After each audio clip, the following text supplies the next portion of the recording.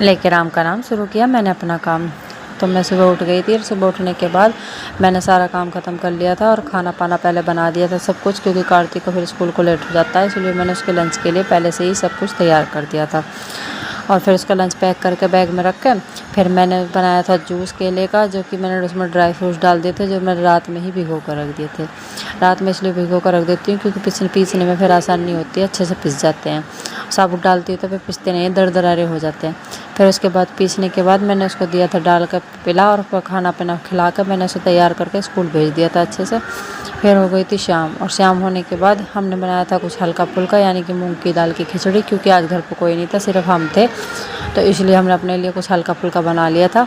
और खा पी के फिर हम कर रहे थे आराम और लेट गए थे। रूही और दिन में सो ली थी, दोनों बहन भैया आज दिन में सो लिए थे, क्योंकि आज कार्तिक की हो रही थी तबीयत ख़राब, तो वो भी आज सो गया था। वैसे वो सोता ना है, लेकिन रूही भी सो ली थी दिन में, तो इसने फिर दिन में अंधी की तारी और ये रात में, और 11-12 बजे तक ये नुई छेड़ करते रहे दोनों बहन भाई। ये इसको मार रही थी क्योंकि इसने इसका रिमोट छुपा दिया था, तो इससे मार मार कर रिमोट मांग रही थी।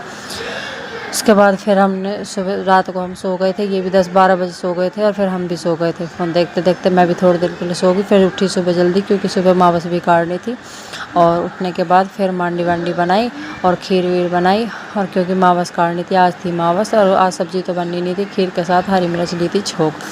हरी मिर्च छोंकने के बाद हमने खा पी कर खाना पीना खा कर हम करने लगे थे आराम। आज के लिए बस इतना ही, फिर मिलूँगी दूसरे ब्लॉग के साथ। राधे राधे। लाइक शेयर और कमेंट करना।